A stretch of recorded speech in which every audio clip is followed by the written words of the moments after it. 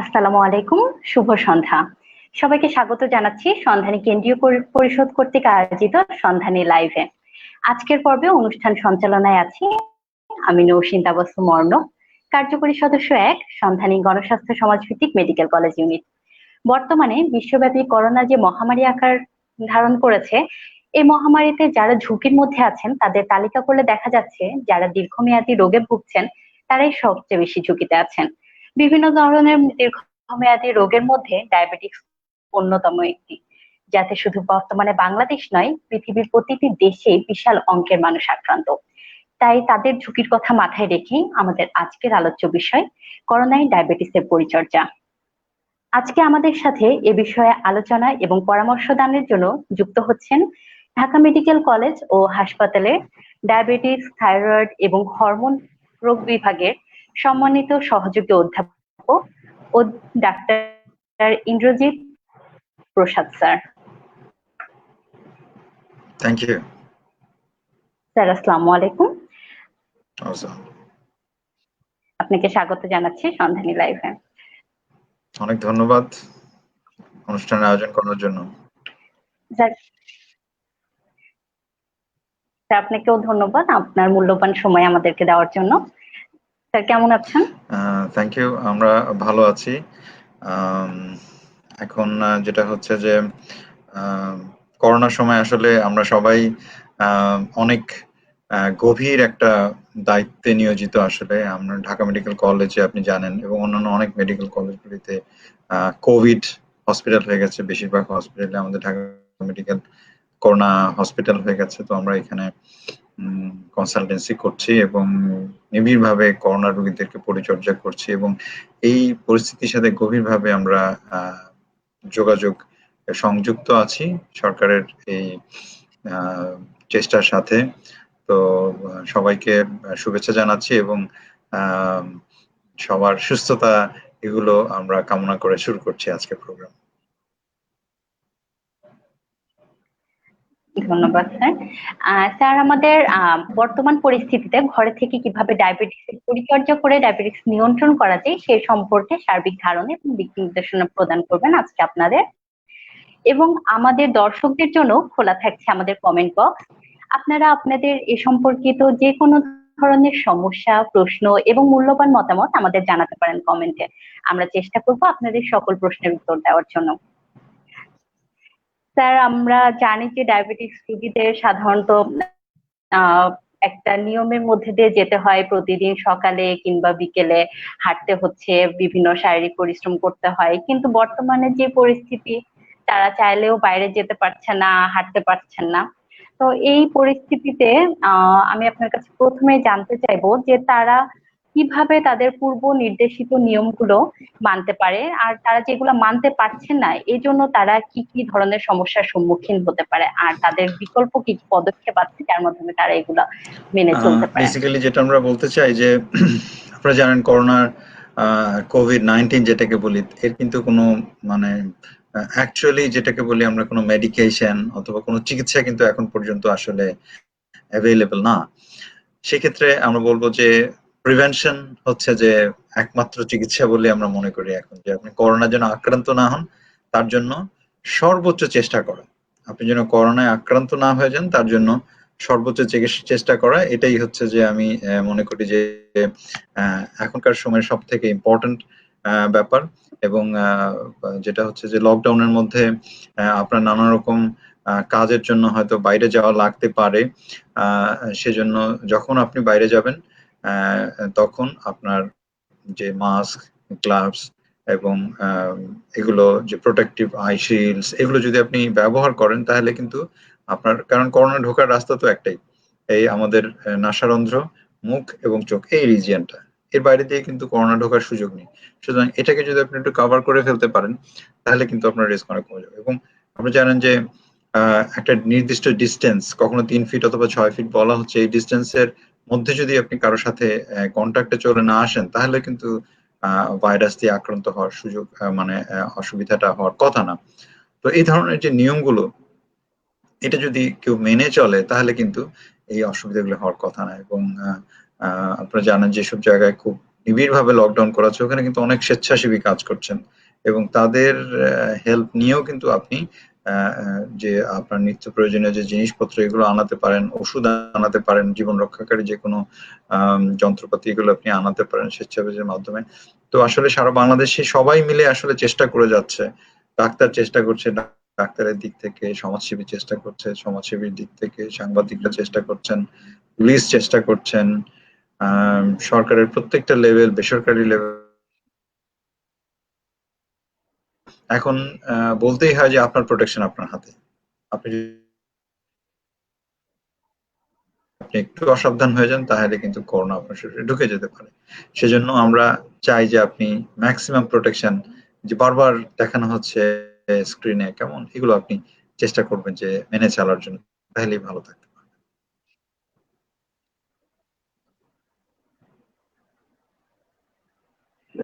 ধন্যবাদ স্যারকে। স্যারের কথা অনুযায়ী আমরা যদি সবাই নিজেদের মতন করে সচেতন থাকি, প্রতিনিয়ত যেগুলো প্রচার করা হচ্ছে সেগুলো মেনে চলি, তাহলে আমরা করোনা থেকে বাঁচতে পারবো। আদারওয়াইজ আমাদের কোনো উপায় নাই আসলে।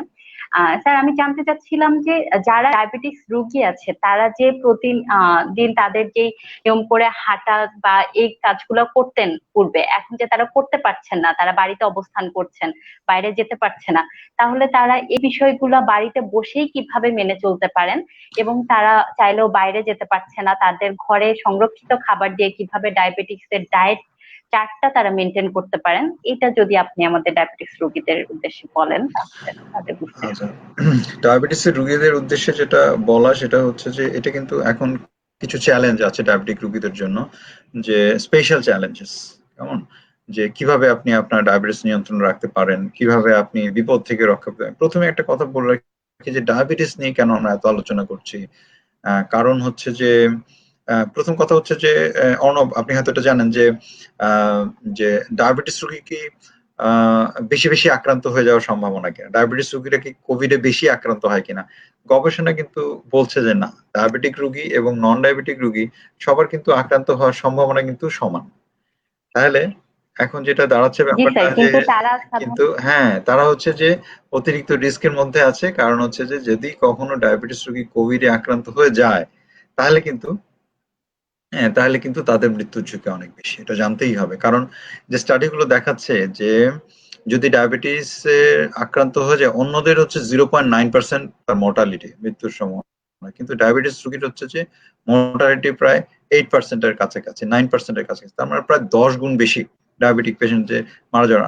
আর যারা কন্ট্রোল নেই ডায়াবেটিস, হ্যাঁ, তাদের কিন্তু ডায়াবেটিসে আক্রান্ত হলে তাদের কিন্তু মৃত্যুর ঝুঁকি 27% পর্যন্ত, 27% কিন্তু হয়ে যায়। আর কন্ট্রোলে থাকলে এটা চলে আসে 11%, 9%, 11% এর মতো। সুতরাং দেখেন যে কন্ট্রোলে না থাকলে 10%, কন্ট্রোলে না থাকলে 27%, আর কন্ট্রোলে থাকলে 10%, তাহলে কত বড় একটা ডিফারেন্স। হ্যাঁ, সেই জন্য আসলে আমরা বলবো যে এই সুগারটাকে নিয়ন্ত্রণ করার জন্য তাহলে কি উপায়। এক নাম্বার হচ্ছে যে আপনি বাসায় আছেন, ওকে, বাইরে যেতে পারছেন না, আপনি বাসায় ঘরোয়া ব্যায়াম করেন। আপনি আপনার যতটুকু জায়গা আছে, কেমন, যতটুকু জায়গা আছে সেটাকে আপনি ইউটিলাইজ করেন। একটু লম্বা প্যাসেজ যদি থাকে ঘরের মধ্যে, অথবা এক ঘর থেকে আরেক ঘরে যদি আপনি একটু স্পিডে হাঁটাহাঁটি করেন তাহলে কিন্তু হয়। কেমন? আপনার বাসায় যদি ট্রেডমিল থাকে ট্রেডমিল চালাতে পারেন, যদি আপনার বাসায় স্ট্যাটিক সাইকেল থাকে তো সাইকেল চালাতে পারেন। যে বাসার যে দৈনন্দিন কাজ সেগুলো আপনি আপনার কাজের লোক দিয়ে না করে আপনি নিজে করতে পারেন। কারণ বাইরে থেকে কাজের লোক ইনভাইট করলে দেখা যাচ্ছে তার শরীরের মাধ্যমে উম আপনার শরীরে কিন্তু কোভিড চলে আসার সম্ভাবনা থাকে। আর আপনি বাইরে যদি না যান কিন্তু কোভিড কিন্তু আপনার ঘরে কিন্তু হেঁটে আসবে না। কিন্তু আসার রাস্তা কি? আপনার বাইরে থেকে যে কেউ আসে। কেমন? এটা প্রিভেন্ট করতে হবে। অ্যালাউ করা যাবে না। আর হচ্ছে যে মেডিকেশন। কেমন? খাবার তো আমরা বললাম যে খাবারগুলো হচ্ছে যে এখন তো একটু ইরেগুলার হয়ে যাচ্ছে, তাই না? যেটা হচ্ছে যে যখন ছুটির মধ্যে থাকে কেউ, এখন রোস্টার করে অনেকে কাজ করছে, অফিসে 25%, 30% উপস্থিতি বলতেছে, বাকিরা তো বাসায় আছে। এখন নিয়মের একটু ব্যতিক্রম হয়ে যাচ্ছে। কিরকম নিয়মে ব্যতিক্রম হচ্ছে? সেটা হচ্ছে যে অফিসে যেতে হলে তো আমরা 7টার সময় ঘুম থেকে উঠতাম, রেডি হয়ে নাস্তা করে আমরা অফিস যেতাম, এরকম একটা মানে একটা রেগুলার লাইফস্টাইলের মধ্যে ছিল। কিন্তু লাইফস্টাইলটা ব্রেকডাউন হয়ে যাচ্ছে ডায়াবেটিক রোগীদের। দেখা গেল যে 12টার সময় ঘুম থেকে উঠছে, রাত জেগে কাজ করছে, অথবা কিছু একটা মুভি দেখছে, টিভি দেখছে, অথবা এরকম সবকিছু কিন্তু ডিসঅর্গানাইজড, খাবারের টাইমিং গুলো ঠিক নেই। সেজন্য যেটা করতে হবে সেটা হচ্ছে যে আপনাকে সঠিক সময়ে ঘুম থেকে উঠতে হবে, কারণ ডায়াবেটিক রোগীর কিন্তু ফার্স্ট ট্রিটমেন্টই হচ্ছে কিন্তু ডিসিপ্লিন। কেমন সময় মতো ঘুম থেকে ওঠা, ব্রেকফাস্টটা টাইমলি করা, 3 বেলা যে ডায়াবেটিসের ওষুধ আছে সেটাকে নিয়মিত খাওয়া, লাঞ্চ আর ব্রেকফাস্ট একসাথে হয়ে গিয়ে যেটাকে বলে ব্রাঞ্চ, এটা হয়ে যায় অনেক সময়, কেমন? তো সেইটা হওয়া যাবে না, কেমন? তো এইটা একটা জিনিস চিন্তা করতে হবে। আর যেটা করতে হবে, আপনার ডাক্তারের সাথে গভীর যোগাযোগ রাখতে হবে, ক্লোজ কন্ট্যাক্ট রাখতে হবে। যে কারণ এই যে কোভিড এর সময় যেটা হয় যে স্ট্রেস, একটা বড় একটা স্ট্রেস কাজ করে, যে এবং স্ট্রেস কাজ করলে আপনারা জানেন অনব, মেডিকেল স্টুডেন্টরা, যে স্ট্রেস হরমোন আছে আমাদের শরীরে, তাই না? স্ট্রেস হরমোনটা কি? Cortisol, epinephrine, growth hormone. এই হরমোনগুলো কিন্তু আমাদের শরীরে অনেক বেড়ে যেতে পারে, এবং এই হরমোনগুলো বেড়ে গিয়ে ইনসুলিন রেজিস্ট্যান্স তৈরি করতে পারে, এবং ইনসুলিন রেজিস্ট্যান্স তৈরি করলে আমাদের ডায়াবেটিসের ওষুধ আর কাজ করবে না। সেজন্য স্ট্রেস ফ্রি থাকতে হবে। কেমন? প্রতি ঘন্টায় ঘন্টায় যদি আমরা দেখি যে এখন কত আক্রান্ত হইলো, আবার কতক্ষণ পরে দেখি আবার কত আক্রান্ত হইলো, কত মানুষ মারা গেল, এইভাবে 24 ঘন্টায় একবার যদি আপনি বুলেটিনটা দেখেন তাইলে না, কারণ ঘন্টায় ঘন্টায় আপনার আপডেট নেওয়ার কোনো দরকার নেই। হ্যাঁ, এই স্ট্রেসফুল সিচুয়েশন থেকে আপনি যদি বের হয়ে আসতে পারেন, তাহলে কিন্তু আপনার ডায়াবেটিস নিয়ন্ত্রণ করাটাও অনেক ক্ষেত্রে সহজ হয়ে যায়। তো এগুলো আমার মনে হয় একটু খেয়াল রাখা দরকার।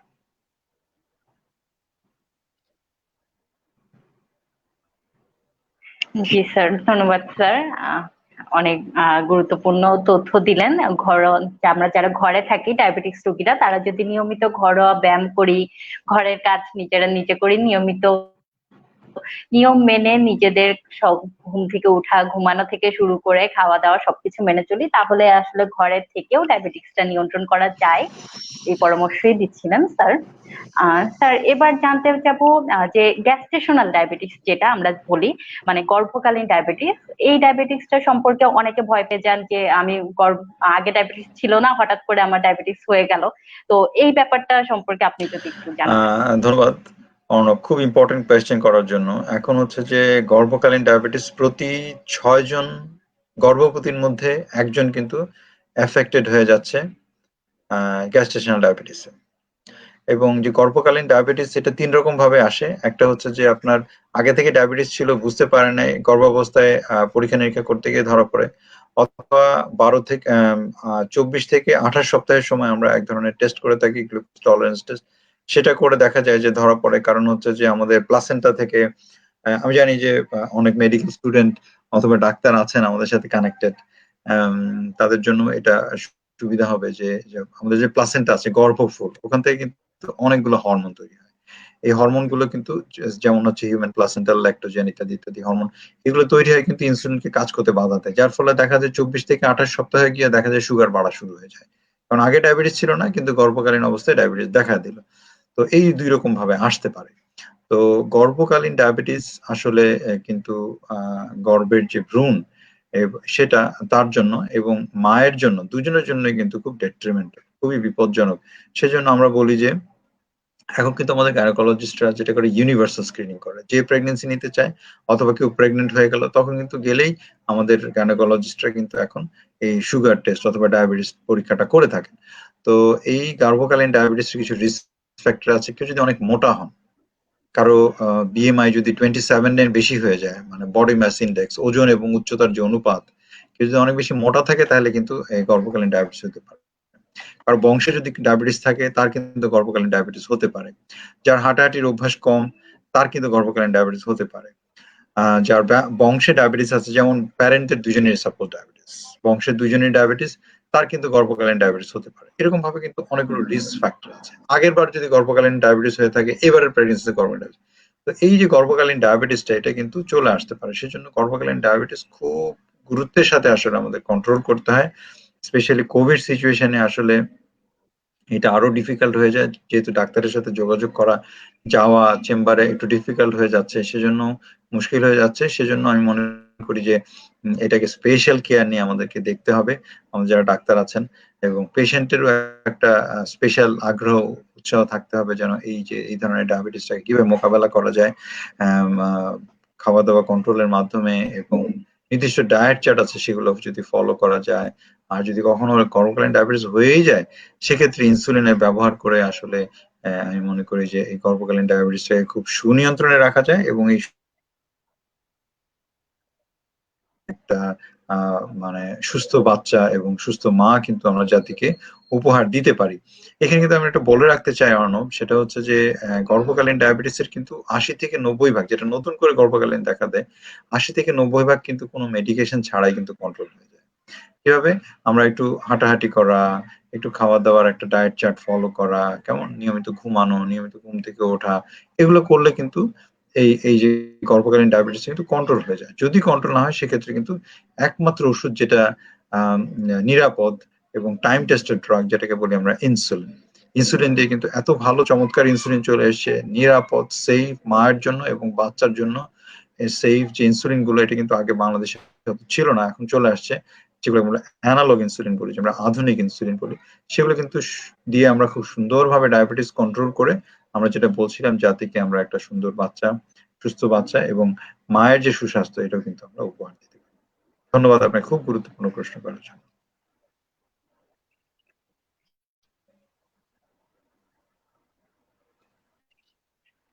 ধন্যবাদ স্যার। স্যার আমাদের গর্ভকালীন ডায়াবেটিস সম্পর্কে কিছু ধারণা দিলেন, যে আমাদের যারা গর্ভকালীন ডায়াবেটিস আক্রান্ত হওয়ার জন্য নিয়ম মেনে চললে হয়তো হবে না, তারপরেও যদি হয়ে যায় ৮০ থেকে ৯০% কিন্তু কোন রকম মেডিসিন ছাড়াই সুস্থ হয়ে যায়। তাই আমাদের সচেতন থাকাটাই আসলে মূল বিষয়। স্যার আরেকটা বিষয় যাওয়ার আগে আমাদের একটা প্রশ্ন আছে কমেন্ট বক্সে, আমরা একটা প্রশ্ন নিয়ে নিই। আহ খালেদ হাসান উনি বলেছেন যে আমাদের দেশে যেসব ডায়াবেটিস রোগী করোনা আক্রান্ত হয়ে হাসপাতালে ভর্তি হয়েছে, তাদের ডায়াবেটিসের চিকিৎসা করতে কি ধরনের সমস্যা দেখা যাচ্ছে স্যার? তারা কি অ্যাকিউট কমপ্লিকেশনস নিয়ে প্রেজেন্ট করছে? ঢাকা মেডিকেল এর অভিজ্ঞতা কি স্যার, জানতে চাচ্ছি ডাক্তার খালেদ। ধন্যবাদ। হ্যাঁ, ধন্যবাদ খালেদ। খালেদ হচ্ছে আমাদের খুব প্রিয় ছাত্র, এবং আমাদের ও ডায়াবেটিস এবং হরমোন বিষয়ে উচ্চতর ডিগ্রি করছে, ডক্টর খালেদ। খুব ভালো ডাক্তার এবং আমাদের খুব প্রিয় ছাত্র। Thank you doctor Khaled. Basically Dhaka মেডিকেলে তো আমরা কোভিড, আপনি জানেন যে ডেডিকেটেড কোভিড হসপিটাল হয়ে গেছে, এবং আমরা নিয়মিত কনসালটেন্সি দিচ্ছি সেখানে, এবং যেটা দেখা যাচ্ছে একদম অ্যাকিউট কমপ্লিকেশন নিয়ে আসার রেটটা আমরা কম দেখছি, কিন্তু কোভিড আক্রান্ত হয়ে ভর্তি হচ্ছে তাদের প্রত্যেকেরই ডায়াবেটিস অলমোস্ট কন্ট্রোলের বাইরে। হ্যাঁ, প্রত্যেকেই ডায়াবেটিস কন্ট্রোলের বাইরে। তার বিভিন্ন কারণ। একটা হচ্ছে যে তার স্ট্রেস, ফিজিক্যাল স্ট্রেস এবং ভাইরাসের জন্য যে সাইটোকাইনস গুলো তৈরি হচ্ছে, এই সাইটোকাইনস গুলো দিয়ে বেসিক্যালি ইনসুলিন রেজিস্ট্যান্স তৈরি হচ্ছে এবং ওষুধপত্র কাজ করতে পারছে না, সুগার অনেক বেড়ে যাচ্ছে। এটা ১ নম্বর কথা। ২ নম্বর হচ্ছে যে হসপিটালে ভর্তি হওয়ার পরে অনেক ক্ষেত্রে দেখা যায় যে আমরা অক্সিজেন মেইনটেইন করার জন্য খুব আ আ মানে বেশি জোর দিয়ে ফেলি, এবং ডায়াবেটিসের চিকিৎসায় দেখা যায় কিছুটা ঘাটতি হয়ে যাচ্ছে। তো সেক্ষেত্রে আমরা বলব যে সেটার ব্যাপারেও নজর বেশি দেওয়ার গুরুত্ব রয়েছে। আমিও আমার অভিজ্ঞতা বলছি, ঢাকা মেডিকেলে কোভিড রোগীদের চিকিৎসা করতে গিয়ে যা দেখেছি। আগে থেকে তাদের ডায়াবেটিস ছিল না। ডক্টর খালেদ, আপনি জানেন যে ভাইরাস কিন্তু ইটসেলফ, হ্যাঁ, আমাদের এই বিটা সেলকে, যেখান থেকে ইনসুলিন তৈরি হয়, এই কোভিড ভাইরাস, করোনা ভাইরাস কিন্তু সরাসরি এই প্যানক্রিয়াসের যে বিটা সেল, যেখান থেকে ইনসুলিন তৈরি, সেটাকে ডিস্ট্রয় করতে পারে। যার ফলে দেখা যায় নতুন ধরনের ডায়াবেটিস তার কিন্তু তৈরি হতে পারে। আগে ডায়াবেটিস ছিল না, এই কোভিড ভাইরাস ডায়াবেটিস তৈরি করলে এমন হতে পারে। আরেকটা জিনিস যেটা হয়, কন্ট্রোলের বাইরে যাওয়ার আরেকটা কারণ আমি বলি, সেটা হচ্ছে যে স্টেরয়েড। যারা ক্রিটিক্যালি ইল পেশেন্ট যারা আছেন, তাদেরকে কিন্তু আমরা স্টেরয়েড দিয়ে থাকি তার অক্সিজেন স্যাচুরেশন বাড়ানোর জন্য, সাইটোকাইন স্টর্ম কভার আপ করার জন্য, এগুলোর জন্য আমরা স্টেরয়েড দিয়ে থাকি। এবং স্টেরয়েড দিলে দেখবেন যে যার ডায়াবেটিস ১০ আছে, তার কিন্তু ডায়াবেটিস ২৫ হয়ে যাবে স্টেরয়েডের কারণে।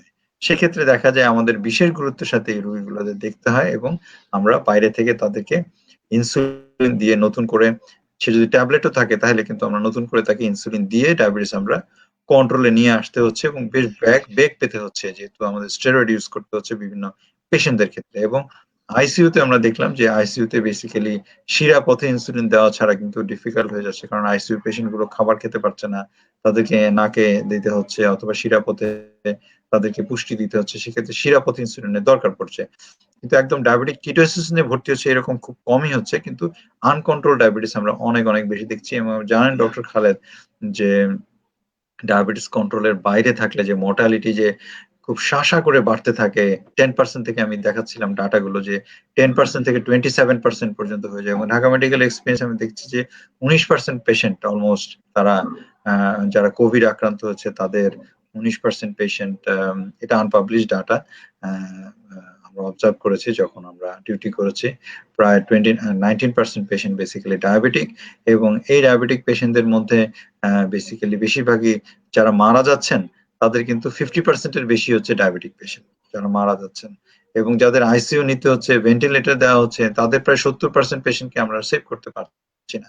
সো দেখা যায় ডায়াবেটিস কিন্তু এই যে মোর্টালিটি, পেশেন্টদের যে মারা যাওয়ার সম্ভাবনা কিন্তু অনেক বাড়িয়ে দিচ্ছে। সেক্ষেত্রে আমরা অবশ্যই বলবো যে এই ডায়াবেটিসের চিকিৎসার ব্যাপারে বিশেষ নজর দিয়ে বিশেষ গুরুত্বের সাথে আমাদেরকে কাজ করতে হচ্ছে। এবং সব থেকে বড় মেসেজ হচ্ছে যে ডক্টর খালেদ, আপনি যেখানে কাজ করছেন অথবা যে কমিউনিটিতে আছেন, সবাইকে মেসেজটা আপনি পৌঁছাবেন ডক্টর খালেদ, যে ডায়াবেটিক পেশেন্ট কোনোভাবেই যেন করোনা আক্রান্ত না হয়ে যায়। এবং যারা ডায়াবেটিক এল্ডারলি, আমরা বাসার যারা আছি তাদের কিন্তু স্পেশাল দায়িত্ব আছে তাদেরকে একটু সিকোয়েস্টার করে রাখা, তাদের একটু আলাদা করে রাখা। যারা আমরা বাইরে থেকে কাজ করে যাচ্ছি, আমরা গিয়েই যেন তাদের ঘরে না চলে যাই। তাদের যে বয়স্ক, আমাদের বয়োবৃদ্ধ যারা আছেন ঘরে, যারা ডায়াবেটিক পেশেন্ট আছে, তাদের সাথে কিন্তু আমাদের, যারা আমরা বাইরে যাচ্ছি কাজ করছি, বিশেষ করে ডাক্তার তো কোনোভাবেই ঘরে থাকতে পারছি না, ঠিক আছে?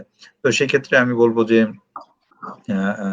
ডক্টর খালেদ, আপনিও নিশ্চয়ই, আমি জানি যে করোনায় কাজ করছেন, তো এই সুযোগে আমি আসলে বলতে চাই যে আমাদের সবাই চেষ্টা করছেন, কিন্তু ডাক্তাররা কিন্তু একদম ফ্রন্ট লাইনার হিসেবে কাজ করছেন। এবং আমাদের মেডিকেল স্টুডেন্ট যারা আছেন, সন্ধানী যারা করেন, তারা কিন্তু বেসিক্যালি স্বেচ্ছাসেবী হিসেবে কাজ করছেন, কোভিড পেশেন্টদেরকে হেল্প করছেন। আমি জানি যে তাদের এই অবদান এই জাতি কোনোদিন ভুলতে পারবে না। অলরেডি আমরা জানি যে এই কাজ করতে গিয়ে আমাদের 45 জনের মতো ডাক্তার মারা গেছেন, আমাদের প্রায় 1200-র বেশি ডাক্তার আক্রান্ত হয়ে গেছেন, এবং আমাদের মেডিকেল স্টুডেন্ট যারা স্বেচ্ছাসেবী এসে কাজ করছেন তাদেরও অনেকে কিন্তু কোভিড আক্রান্ত হয়েছেন। তো এটা আসলে এই যে অবদান, এই যে চিকিৎসক সমাজের, এটা আমি আমার যারা আয়োজক আছেন, আমাদের সন্ধানীর যারা অ্যাক্টিভ কর্মী, তারা আসলে ঘরে বসে থাকতে পারে না সন্ধানী কর্মীরা, কারণ তাদের রক্তের ভেতরে এমন একটা ব্যাপার আছে। আমি সবসময় দেখেছি, আমি আসলে সন্ধানী করতাম একসময়, স্টুডেন্ট যখন ছিলাম, ঢাকা মেডিকেলে সন্ধানী ইউনিটে আমরা কাজ করতাম। তো আমি দেখেছি তাদের যে এই যে মানুষের প্রতি যে কাজ করার যে, মানুষের জন্য স্বেচ্ছাসেবী শ্রম দেওয়ার যে ক্লাস ফাঁকে গিয়ে একটু সেবা দিয়ে আসা, একজন মানুষের জন্য রক্ত জোগাড় করে দিয়ে আসা, কেমন এই যে ব্যাপারগুলো, হ্যাঁ, এটা কিন্তু তারা সবসময় করে থাকেন এবং বিভিন্নভাবে হেল্প করে থাকেন। তো তারাও কিন্তু এই করোনার সময় কিন্তু তারাও ঘরে বসে থাকতে পারছে না, তাদের ভেতর থেকে যে তাড়নাটা, যে মানুষের সেবা করার, কেমন এটা কিন্তু তারা করছে। সেজন্য আমি সবাইকে, স্পেশালি যারা পুলিশ, যারা সাংবাদিক, যারা স্বেচ্ছাসেবী, যারা ডাক্তার, সবাইকে আমি আসলে বারবারই আসলে শ্রদ্ধা জানাতে চাই, বারবারই তাদেরকে ধন্যবাদ দিতে চাই। ডক্টর খালেদ, সবাইকে আসলে আমাদের সম্মান এবং শ্রদ্ধা এই অনুষ্ঠানের মাধ্যমে।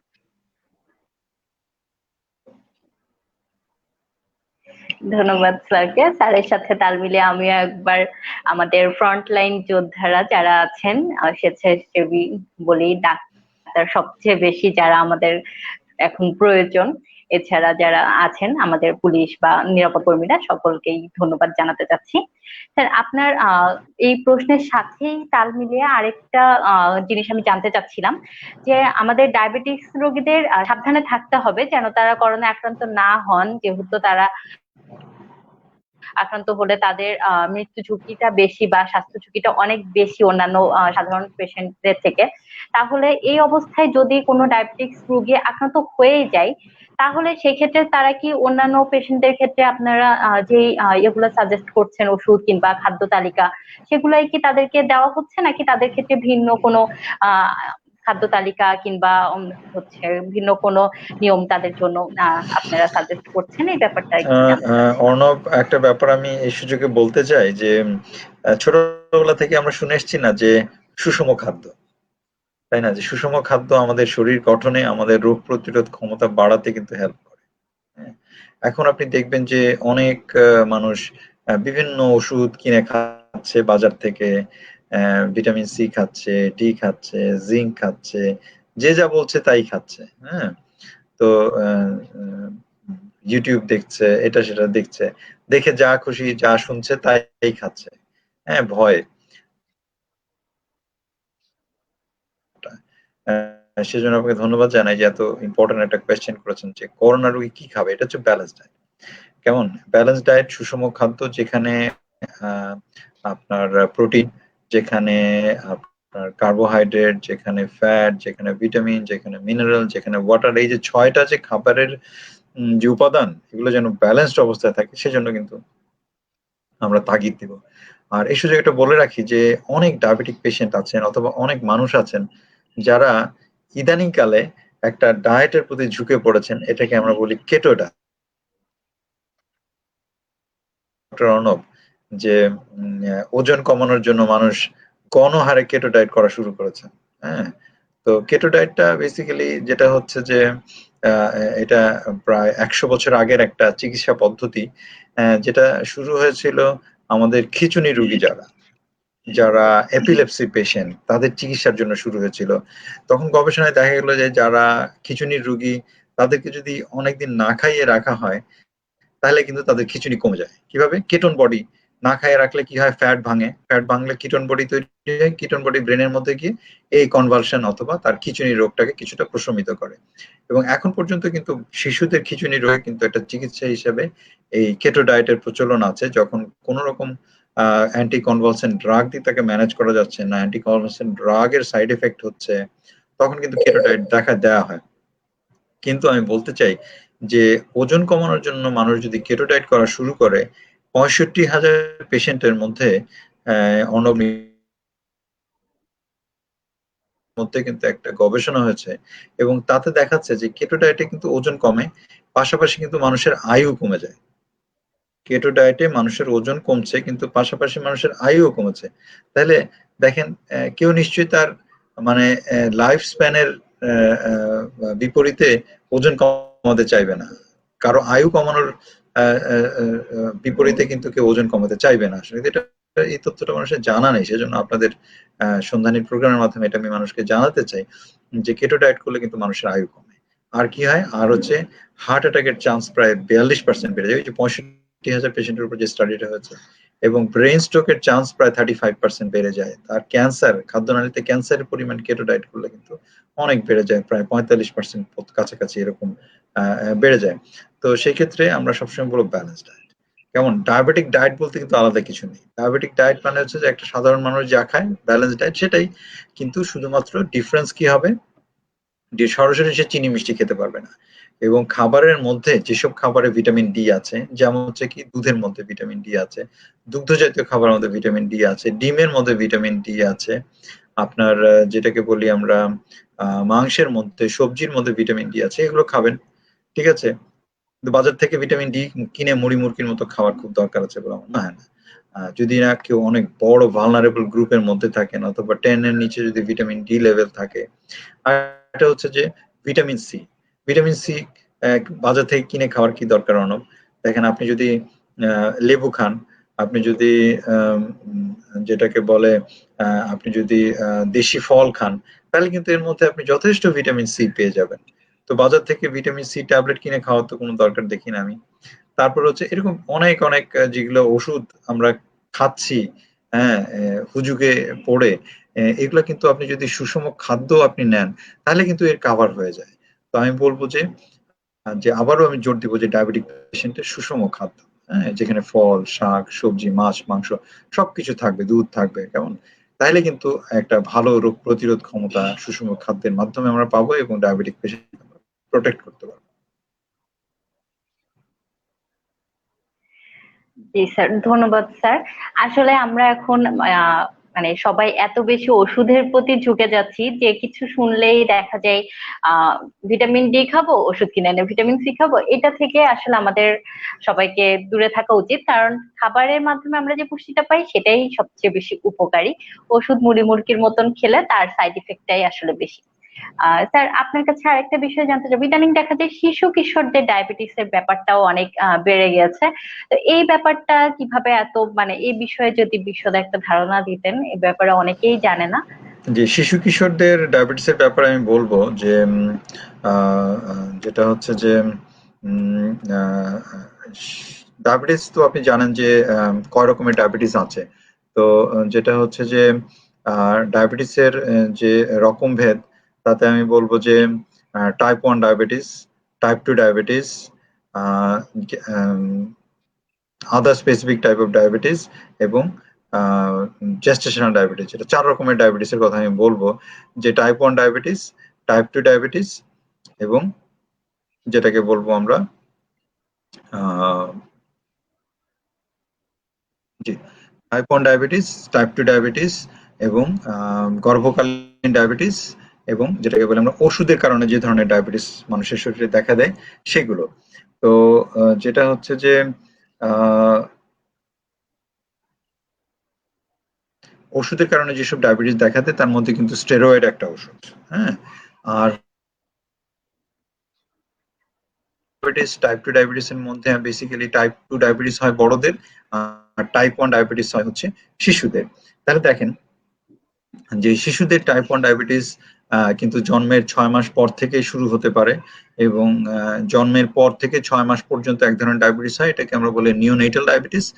আর 6 মাস থেকে অনওয়ার্ডস যেসব ডায়াবেটিস হয় সাধারণত এগুলো টাইপ 1 ডায়াবেটিস হয় এবং বড়দের ক্ষেত্রে যেসব ডায়াবেটিস হয় 30 বছরের পরে সেটা টাইপ 2 হয়। কিন্তু ইদানিংকালে আমরা যেটা দেখছি একটা খুব বড় এপিডেমিক, যে শিশুদের মধ্যে বড়দের মতো ডায়াবেটিসের একটা সম্ভাবনা দেখা যাচ্ছে। সেটা কিরকম?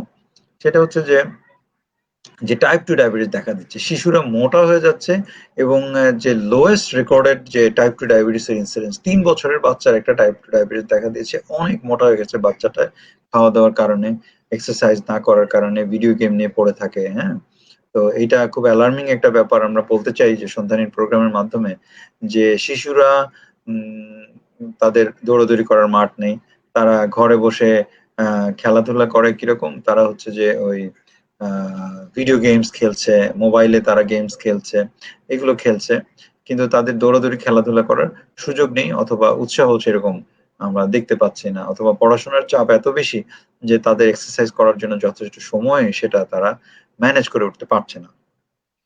সেক্ষেত্রে আমরা বলতে চাই যে যেটা হচ্ছে যে যদি আপনি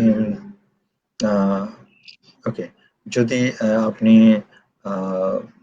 শিশুদেরকে এই ডায়াবেটিসের হাত থেকে রক্ষা করতে চান, তাহলে কিন্তু তাদের ওজনটাকে নিয়ন্ত্রণ করতে হবে, তাদেরকে সুষম খাদ্য খাওয়াতে হবে। যেমন স্কুলের পাশেই দেখবেন যে বার্গার, ফাস্ট ফুডের দোকান, বাচ্চাকে টিফিন দেওয়া হচ্ছে কি, যে একটা বার্গার দিয়ে দিল অথবা আম পোলাও দিয়ে দিল অথবা ফ্রাইড রাইস দিয়ে দিল অথবা দেখা গেল যে কিছু একটা ভাজা পোড়া দিয়ে দিল, কোক দিয়ে দিল। এগুলো খাওয়ার কারণে কিন্তু দেখা যাচ্ছে শিশুদের স্বাস্থ্য বেশি হয়ে যাচ্ছে এবং এই খাবারের মধ্যে যে অ্যাডিটিভস আছে, কেমন, এটার কারণে কিন্তু আমাদের যে এন্ডোক্রাইন ডিসরাপশন হয়ে যাচ্ছে এবং আলটিমেটলি দেখা যাচ্ছে শিশুরা ডায়াবেটিস আক্রান্ত হয়ে যাচ্ছে। তো আমাদের এই ভবিষ্যৎ প্রজন্মকে যদি আমরা নিরাপদ না রাখতে পারি, তাহলে কিন্তু আমাদের সামাজিক একটা বড় একটা বিপর্যয় দেখা দিবে বলে মনে হয়। যে এই বাচ্চারা যদি 15-20 বছর বয়সে যদি ডায়াবেটিসে আক্রান্ত হয়ে যান, তাহলে আপনি ব্যাপারটা বুঝতে পারছেন যে কতটা ভয়াবহ রোগ দেখা দিতে পারে। সেজন্য এখন থেকে আমাদের এনকারেজ করতে হবে শিশুরা যেন হাঁটাহাঁটি করে, শিশুরা যেন তারা যেন ব্যালেন্স ডায়েট খায়, তারা যেন ফাস্ট ফুড না খায়, তারা যেন কোমল পানীয় না খায়। এগুলোর ব্যাপারে কিন্তু আমি মনে করি যে বিশেষ দৃষ্টি দেওয়ার দরকার আছে।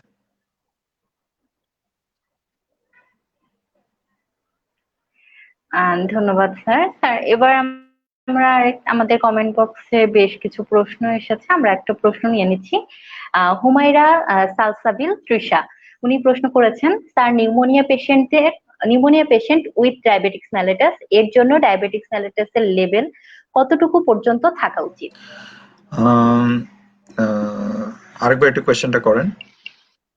নিউমোনিয়া পেশেন্টের ডায়াবেটিসের জন্য, আচ্ছা স্যার, আচ্ছা, ঠিক আছে। নিউমোনিয়া ডায়াবেটিসের লেভেল কতটুকু থাকা উচিত? Okay, thank you very much. Pneumonia পেশেন্টের জন্য বেসিক্যালি আমরা যদি এখন করোনার সময় যদি কোভিড নিউমোনিয়া চিন্তা করি, হ্যাঁ, তাহলে আমরা এটাকে ৩টা ভাগে ভাগ করে থাকি। যদি কারো মাইল্ড ডিজিজ থাকে, যে influenza like illness, Covid mild disease, সেক্ষেত্রে আমরা যেটা বলি যে মাইল্ড ডিজিজের ক্ষেত্রে চেষ্টা করবেন যে আর তার যে আগের যে চিকিৎসা সেটা ফলো করতে, এবং খালি পেটে ডায়াবেটিস ৬ এর মধ্যে আর খাওয়ার পরে ডায়াবেটিস ৭.৮-এর মধ্যে রাখার জন্য, যাদের মাইল্ড ডিজিজ এবং ইয়াং পেশেন্ট। আর যাদের হচ্ছে মাইল্ড ডিজিজ এবং ওল্ডার এজ মধ্যে আর ভরা পেটে ১০-এর মধ্যে যদি রাখি, তাহলে হচ্ছে যে এটা হচ্ছে মডারেট কন্ট্রোল। আর হচ্ছে রিল্যাক্স কন্ট্রোল বলতে আমরা বুঝি যে যারা ওল্ড এবং ফ্রেইল পেশেন্ট, যারা খুব বয়স্ক বয়োবৃদ্ধ এবং যাদের সিভিয়ার ডিজিজ অথবা ক্রিটিক্যাল ডিজিজ যাদের আছে, তাদের ডায়াবেটিস কিন্তু খালি পেটে যদি ৮-৯-এর মধ্যেও থাকে আর ভরা পেটে যদি ১০ থেকে ১১-এর মধ্যেও থাকে, কখনো কখনো ১২ পর্যন্ত আমরা অ্যালাউ করতে পারি, তাহলে কিন্তু এটা খুব খারাপ একটা ব্যাপার হবে না। সো আমরা ৩টা ভাগে ভাগ করে মাইল্ড, মডারেট, সিভিয়ার হিসেবে কিন্তু আমরা ক্যাটাগরাইজ করতে পারি যে নিউমোনিক পেশেন্টদেরকে কেমন আমরা কন্ট্রোল রাখতে চাই, স্পেশালি এই কোভিড নিউমোনিয়ার যুগে। তাহলে আপনি বুঝতে পারলেন যে টাইট কন্ট্রোল, মডারেট কন্ট্রোল এবং স্ট্রিক্ট কন্ট্রোল কিভাবে আমরা ক্লাসিফাই।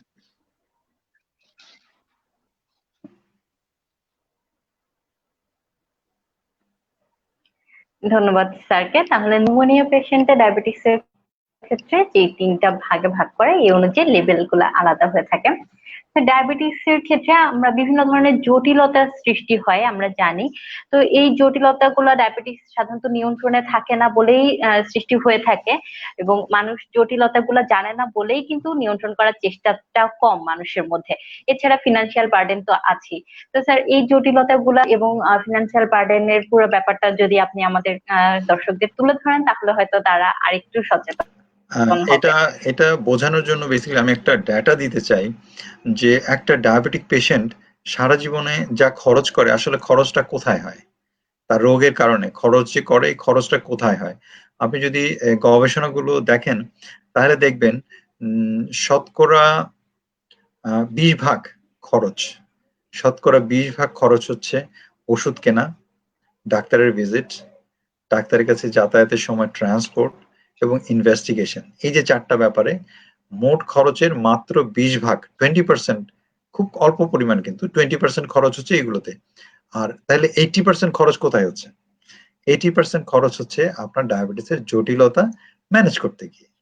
কারণ ডায়াবেটিসের আপনি জানেন যে অনেক অনেক জটিলতা, যেমন ডায়াবেটিসের কারণে যদি ভালো কন্ট্রোল না থাকে, কিডনি খারাপ হতে পারে, চোখ খারাপ হতে পারে, ব্রেন স্ট্রোক হতে পারে, হার্ট অ্যাটাক হতে পারে, কারণ পা কাটা পড়তে পারে। তো এই ধরনের যে ভয়াবহ জটিলতা কিন্তু কিন্তু ডায়াবেটিসের আমাদের ফেস করতে হয়, যাদের কন্ট্রোলের বাইরে থাকে।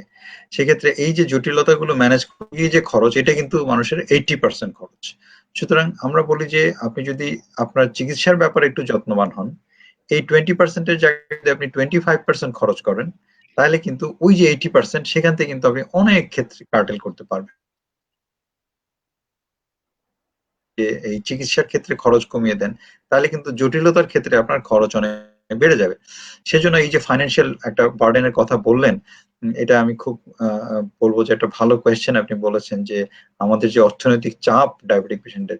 আপনি দেখেন একটা ট্যাবলেট, আমরা যদি বলি মেটফর্মিনের কথা বলি, কত টাকা দাম? একটা মেটফর্মিনের দাম মাত্র ২-৩ টাকা করে।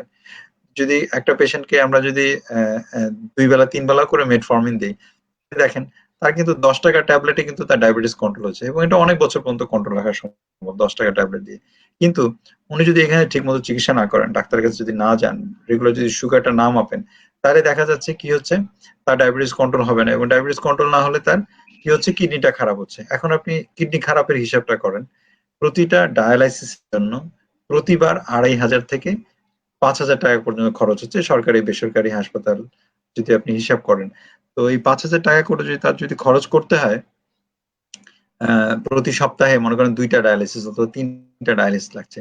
তাইলে একটা কিডনি পেশেন্টকে, ডায়াবেটিক পেশেন্ট কিডনি খারাপ হলে তাকে কিন্তু বাঁচিয়ে রাখার জন্যই কিন্তু আমাদেরকে দেখা যাচ্ছে ১-২ বছরে ৫০ লক্ষ টাকা খরচ করতে হচ্ছে। এটা এটা এটা কয়জনের পক্ষে আসলে সম্ভব আপনি বলেন?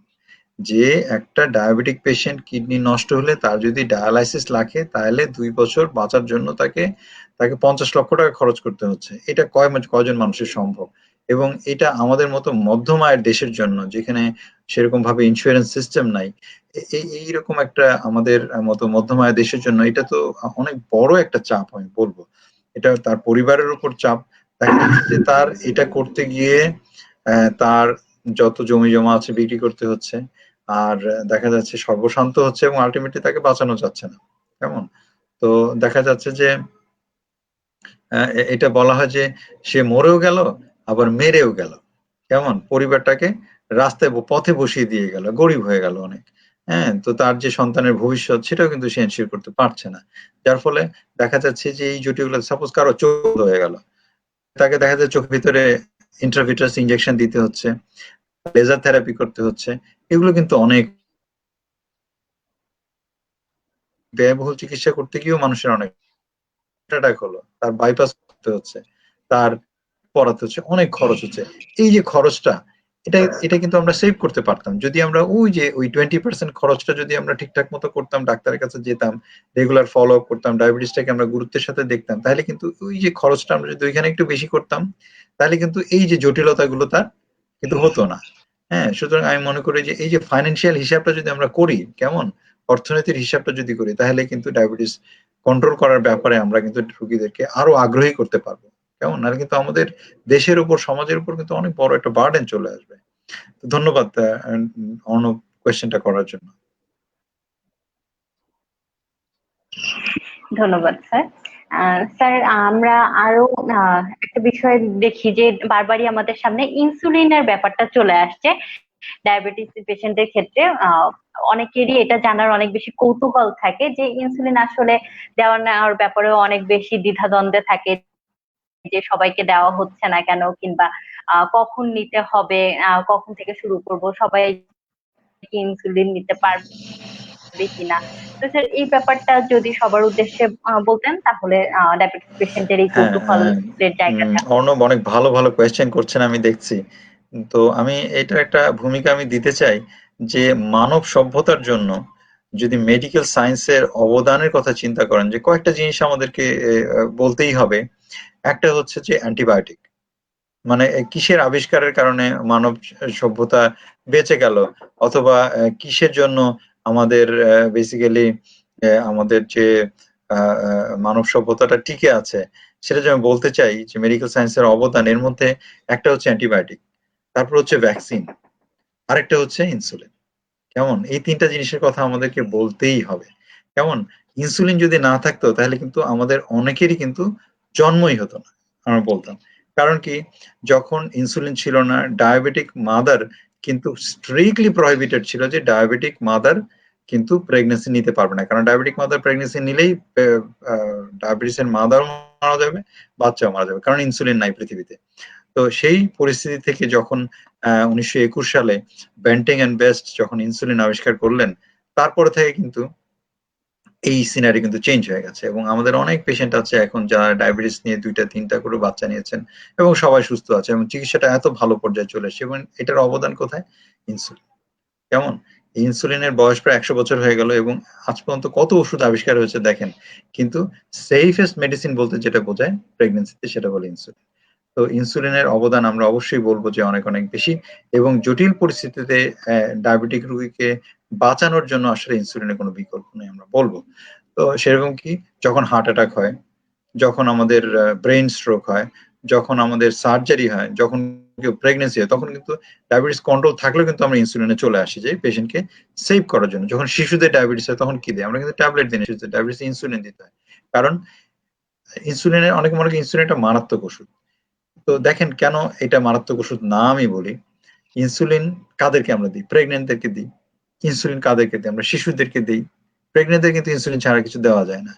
আর শিশুদেরও কিন্তু ইনসুলিন ছাড়া আর কিছু দেওয়া যায় না। তাহলে প্রেগন্যান্ট এবং শিশু ২ টা কিন্তু খুব সেনসিটিভ কিন্তু এইজ। ২ টা খুব সেনসিটিভ ইস্যু, যেখানে আমরা ইনসুলিন দিয়ে চিকিৎসা করছি। তাহলে দেখেন ইনসুলিনটা কত নিরাপদ একটা ওষুধ।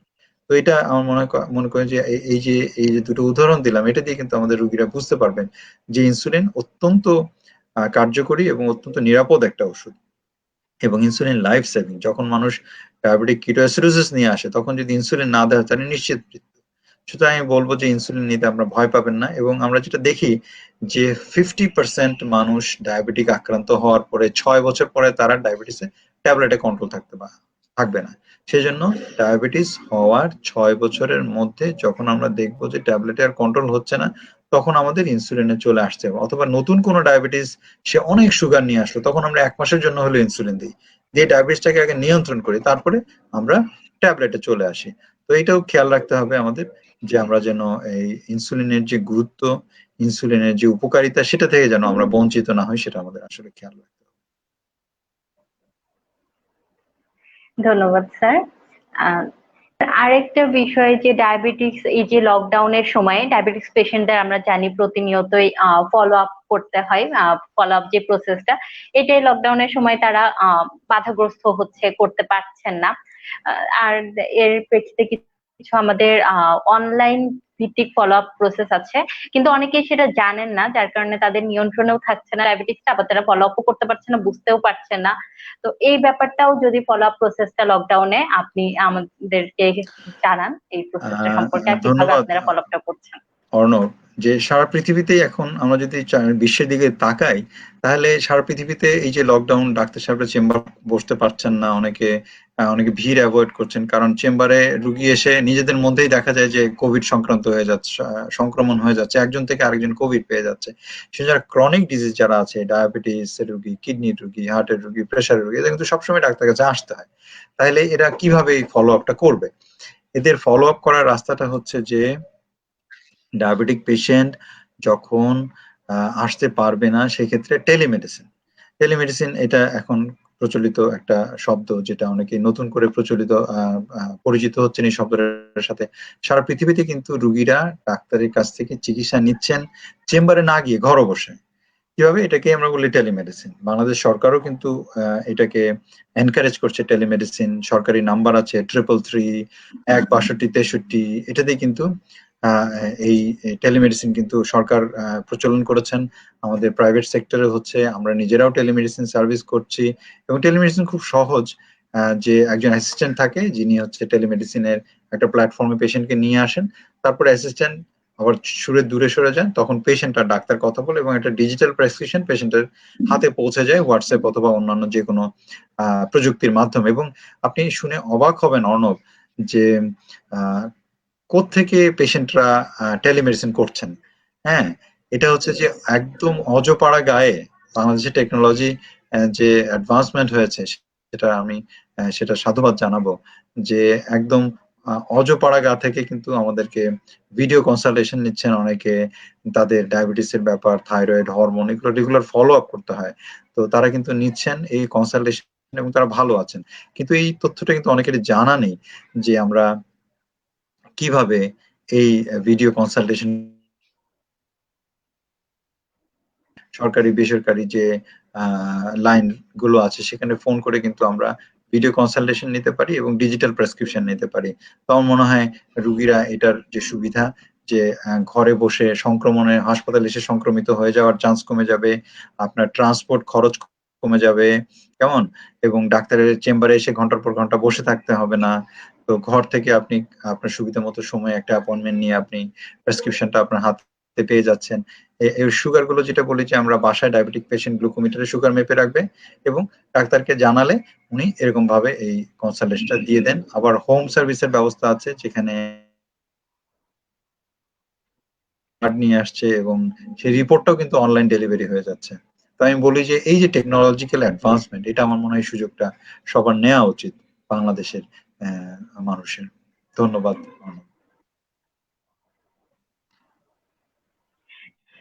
ধন্যবাদ স্যারকে আমাদের মাধ্যমে সবাইকে টেলিমেডিসিনের ব্যাপারটা পৌঁছে দেওয়ার জন্য, যেটা আসলে বর্তমানে খুবই সময় উপযোগী একটি প্রসেস, এবং প্রত্যেকের জন্যই জানাটা খুবই প্রয়োজন। স্যার, আরেকটা আমাদের কোশ্চেন আছে, আমরা এবার কমেন্ট থেকে একটা প্রশ্ন নিয়ে নেব। রাকিব আহমেদ জিজ্ঞেস করেছেন, স্যার, যারা ডায়াবেটিসের সাথে হাইপারটেনশনে যারা ভুগছেন তাদের জন্য কি কি সতর্কতা অবলম্বন করা উচিত? রাকিব, আপনি জানেন যে ডায়াবেটিস, হাইপারটেনশন, কিন্তু সিস্টার ডিজিজ বলি আমরা, হ্যাঁ, যে ডায়াবেটিস প্রেশার কিন্তু একসাথে আসে ইউজুয়ালি, অথবা একটা আগে আসে একটা পরে আসে, কিন্তু 90% ক্ষেত্রে দেখা যায় যে ডায়াবেটিক রোগীরা হাইপারটেনসিভ হয়ে যায় অথবা হাইপারটেনসিভ পেশেন্টরা ডায়াবেটিক হয়ে যায়। কেমন? কারণ এটা হচ্ছে যে কমন সয়েল হাইপোথিসিস, মানে একই মায়ের সন্তান অথবা অথবা একই জমির ফসল, হ্যাঁ, ডায়াবেটিস এবং হাইপারটেনশন। সুতরাং যাদের ডায়াবেটিস আছে তাদেরকে আরো কেয়ারফুল হতে হবে, লবণ খাওয়া অ্যাভয়েড করতে হবে, এক্সারসাইজ করতে হবে, ওজন কমাতে হবে যেন প্রেশার যেন না হয়ে যায়। আর যাদের প্রেশার আছে তাদের এটা একটা সিগন্যাল দিচ্ছে যে তোমার ডায়াবেটিস আসতে পারে। সেক্ষেত্রে তাদের ওজন 5 থেকে 7% কমানো, ডেইলি এক্সারসাইজ করা, সময় মতো ঘুমানো এবং এইগুলো যদি আমরা মেনটেন করতে পারি তাহলে কিন্তু এই ডায়াবেটিস রোগীরা প্রেশারের হাত থেকে, প্রেশার রোগীরা ডায়াবেটিসের হাত থেকে বাঁচতে পারবেন। এবং ডায়েট কন্ট্রোল খুব দরকার, কারণ ডায়াবেটিসের কারণে কিডনি নষ্ট হয়, চোখ নষ্ট হয়, আবার প্রেশারের কারণে কিডনি নষ্ট হয়, চোখ নষ্ট হয়, হার্ট অ্যাটাক হয়। সুতরাং এই দুইটা যদি কম্বাইন হয়ে যায় তাহলে কিন্তু আমরা বলবো যে এটা খুব, মানে অনেকগুলো দুষ্ট লোক একসাথে হলে যেরকম বড় ক্ষতি করে ফেলতে মানুষের, কেমন একটা গ্রুপ হিসেবে, হ্যাঁ, অনেকে এসে অনেক ক্ষতি করে ফেলতে পারে, সেরকম ডায়াবেটিস, প্রেশার, কোলেস্ট্রল এগুলো অনেক দুষ্ট লোক। এটা যদি একসাথে হয়ে যায় তাহলে কিন্তু বড় ধরনের ক্ষতি করে ফেলতে পারে। সেজন্য এগুলোকে খুব শক্ত হাতে দমন করতে হবে। এবং স্পেসিফিক কিছু মেডিকেশন আছে প্রেশারের জন্য, যেমন হচ্ছে এসি ইনহিবিটর, এআরবি। এগুলো হচ্ছে যে ডায়াবেটিক পেশেন্টের কিন্তু কম্পেলিং ইন্ডিকেশন বলি আমরা, যে এটা থাকলে এই ধরনের ওষুধ দিয়ে কিন্তু চিকিৎসা করলে আমরা হার্ট অ্যাটাকের চান্স, কিডনি নষ্ট হওয়ার চান্স কিন্তু আমরা কমাতে পারি। সুতরাং যাদের ডায়াবেটিস আছে তাদের এসি ইনহিবিটর অথবা এআরবি গ্রুপের যে ওষুধ সেটা দিয়ে কিন্তু চিকিৎসা যদি আমরা করি তাহলে কিন্তু আমরা এই গ্রুপের পেশেন্টকে আমরা প্রোটেকশন দিতে পারবো।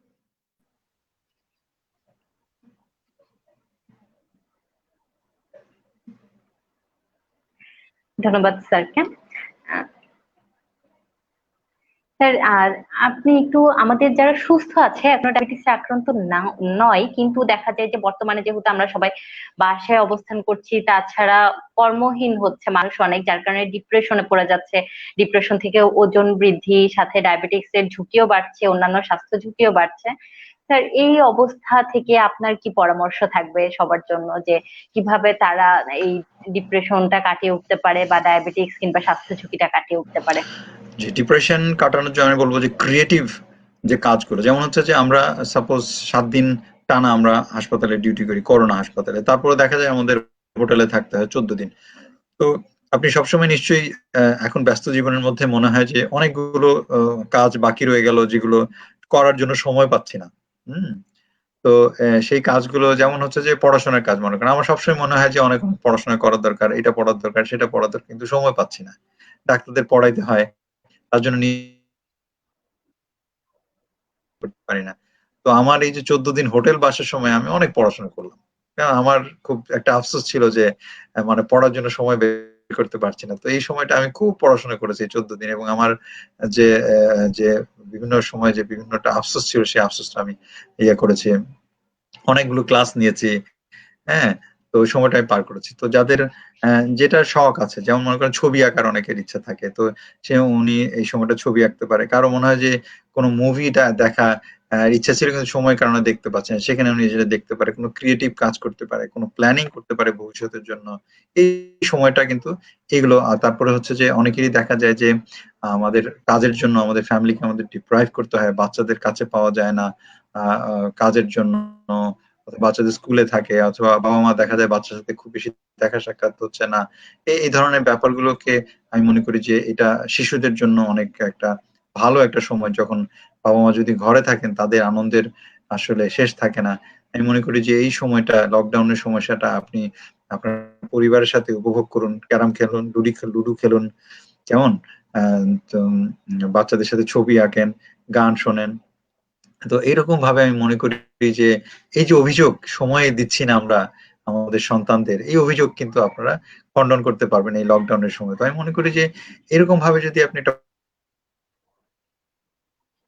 বোরিং হবে না, বরং সারা জীবনের যে আফসোস, সেই আফসোসটা কিন্তু আপনার চলে যাবে যদি আপনি এভাবে একটু ক্রিয়েটিভ ওয়েতে এবং ভালোভাবে আপনি সময়টাই কাটান তাহলে।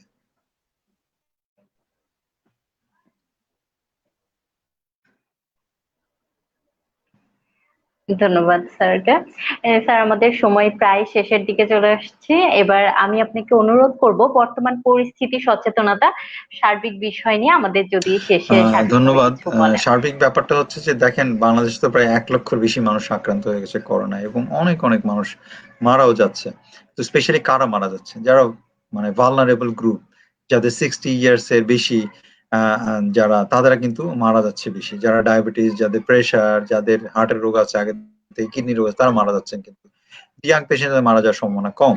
কিন্তু ইয়াং পেশেন্ট কিন্তু আক্রান্ত হওয়ার সম্ভাবনা বেশি। হ্যাঁ, 20 থেকে 40-50 বছর কিন্তু যে ডাটাগুলো যদি দেখেন, যে এরা কিন্তু আক্রান্ত বেশি হচ্ছে, কারণ বাইরে যাচ্ছে, তারা স্বাস্থ্যবিধিগুলো মানতে পারছে না। তো এই গ্রুপ হিসেবে যদি আমরা চিন্তা করি যে এল্ডারলি পেশেন্ট আমরা ঘরে রাখবো, কেমন? এল্ডারলি পেশেন্টদেরকে থেকে আমরা যারা বাইরে যাচ্ছি তাদের থেকে একটু ডিস্টেন্স মেনটেন করব তাদের প্রোটেকশনের জন্য। এবং বাইরে যদি যাই তাহলে আমরা চায়ের দোকানে চা খেলাম গিয়ে, এখানে আড্ডা দিলাম, কেমন? সেগুলো যেন না করে ডিস্টেন্স মেনটেন করে খুব এসেনশিয়াল কাজ ছাড়া যেন আমরা বাইরে না যাই। কেমন? বাইরে গেলেও আমরা গ্লাভস পরবো অথবা মাস্কটা পরে যদি বাইরে যাই, তাহলে কিন্তু আমাদের আক্রান্ত হওয়ার সম্ভাবনা কমে যায়। তো সেহেতু যে আর দেখেন এই যে সংখ্যা, এই যে 1 লক্ষ 1.5 লক্ষ মানুষ আক্রান্ত হয়ে যাচ্ছে, এই সংখ্যাটা কারো কারো কাছে সংখ্যা মনে হতে পারে, কিন্তু আপনি একটু চিন্তা করে দেখেন, আপনার ফ্যামিলি মেম্বারদের মধ্যে কেউ যদি আক্রান্ত হয়ে যায়, আপনার ফ্যামিলি মেম্বারদের মধ্যে কেউ যদি মারা যায়, তাহলে কিন্তু এই সংখ্যাটা সংখ্যা থাকবে না। এটা একটা আপনার সারা জীবনের কান্না হয়ে থাকবে আসলে। সুতরাং দেখেন, সময় থাকতে কিন্তু আপনারা সাবধান হন, সচেতন হন। আমরা আসলে যে লকডাউন পরিস্থিতিতে যে মানুষ বের হয়ে আসতেছে বাসা থেকে, মানুষ এই যে মানছে না স্বাস্থ্যবিধিগুলো, আমরা কিন্তু খুব হতাশ যে এই হয়ে যায় এগুলো দেখলে। কারণ আমরা কিন্তু প্রচন্ড পরিশ্রম করছি এই কোভিড পেশেন্টদেরকে চিকিৎসা করতে গিয়ে।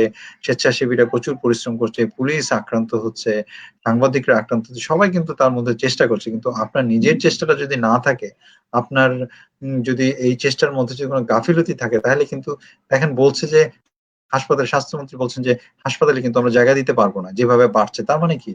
তার মানে হচ্ছে আমাদের এক্সপেকটেশন এর বাইরে চলে যাচ্ছে। যখন আমরা লকডাউন থাকতে বললাম, তখন দেখা যায় বিয়ের আয়োজন করছে মানুষ। ঠিক আছে? তো এইগুলো কিন্তু আমাদেরকে একটু মেনে চলতেই হবে আমাদের জাতিকে কিন্তু রক্ষা করার জন্য। আর একটা জিনিস বলতে চাই শেষ পর্যন্ত, সেটা হচ্ছে যে আমাদের চিকিৎসক সমাজ, আমাদের মেডিকেল স্টুডেন্ট, আমাদের স্টুডেন্টরা যারা স্বেচ্ছাসেবী হিসেবে কাজ করছেন, তাদের মধ্যে কিন্তু আক্রান্ত হওয়ার সম্ভাবনা এবং তাদের কিন্তু মৃত্যুর ঝুঁকি কিন্তু অনেক বেশি। সেই ঝুঁকি নিয়ে কিন্তু তারা কাজ করছেন, তারা ঘরে থাকতে পারছেন না। আপনাদেরকে ঘরে থাকতে বলছেন, কিন্তু তারা কিন্তু ঠিকই হসপিটালে যাচ্ছে।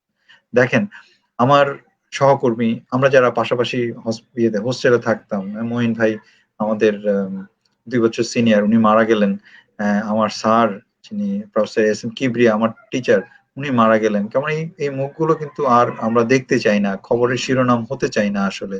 সেজন্য ডাক্তারদের জন্য আমার উদ্দেশ্য, আমরা এতক্ষণ বললাম পেশেন্টদের জন্য, আর ডাক্তারদের কাছে আমার স্বনির্বন্ধ অনুরোধ যে আপনারা প্রপার প্রোটেকশন নিয়ে আপনারা কিন্তু রুগীদের সেবা দেন। আমি জানি আপনারা ডাক্তার, আপনারা চিকিৎসক, আপনারা সেবা না দিয়ে আপনারা থাকতে পারেন না। আপনারা আসলে এই তাড়নাটা ভেতর থেকে অনুভব করেন যে আমরা আমার রুগীদের হেল্প করতে চাই। কিন্তু রুগীদের হেল্প করতে গিয়ে আপনারা যেন বিপদে না পড়েন, তাহলে সেজন্য কিন্তু আপনারা ফুল প্রোটেকশন নিয়ে আপনারা কাজ করবেন। এবং আপনারা নিজেদেরকে প্রোটেক্ট করবেন, নিজেদের ফ্যামিলিকে প্রোটেক্ট করবেন, আপনার পেশেন্ট থেকে প্রোটেক্ট, আপনারা যদি ইনফেক্টেড হয়ে যান তাহলে সর্বনাশ। সেজন্য আপনারা প্লাস পাশাপাশি যারা করোনা যুদ্ধে আছেন, সবাইকে আমার যে অন্তরের অন্তঃস্থল থেকে আমার শ্রদ্ধা, আমার যে তাদের যারা মারা যাচ্ছেন তাদের ফ্যামিলির প্রতি সমবেদনা এবং তাদের প্রতি গভীর শ্রদ্ধা জানিয়ে আমি আমার বক্তব্য এখানে শেষ করছি। ধন্যবাদ স্যারকে, স্যারের মূল্যবান সময় আমাদেরকে দিয়ে এতক্ষণ আমাদের সাথে থাকার জন্য। সর্বোপরি ডায়াবেটিস রোগের জন্য সচেতনতাই সবচেয়ে বড় ওষুধ। আমরা সবাই সচেতন থাকলেই ডায়াবেটিস নিয়ন্ত্রণ করা সম্ভব, এবং যারা আমরা সুস্থ আছি তারা তাদের খাদ্যাভ্যাস এবং শিশু কিশোরদের খাদ্যাভ্যাস নিয়ন্ত্রণের মাধ্যমে আমরা আমাদের ডায়াবেটিসটা নিয়ন্ত্রণ করতে পারি এবং রক্ষা করতে পারি আমাদের পরিবারকেও। আর সবশেষে পক্ষ থেকে শ্রদ্ধা জানাতে চাই আমাদের যারা স্বাস্থ্য সেবা, যারা নিরাপত্তা নিয়োজিত থেকে আমাদের প্রতি মুহূর্তে সেবাদান করে যাচ্ছেন তাদেরকে। আপনাদের অসংখ্য ধন্যবাদ আজকের সন্ধানী লাইভে আমাদের সাথে থাকার জন্য। আশা করি আপনারা এই অনুষ্ঠানের মাধ্যমে উপকৃত হয়েছেন। পরবর্তী পর্ব দেখার আমন্ত্রণ জানিয়ে আজকের সন্ধানী লাইভ থেকে আমি অর্ণব বিদায় নিচ্ছি। করোনার মহামারীর নিজে সচেতন থাকুন, অন্যকে সচেতন করুন, সবাই সুস্থ থাকুন, নিরাপদ থাকুন। আর যে কোনো প্রয়োজনে যোগাযোগ করুন। সন্ধানী করোনা হেল্পলাইনে। জয় হোক মানবতা, জয় হোক সন্ধানীর।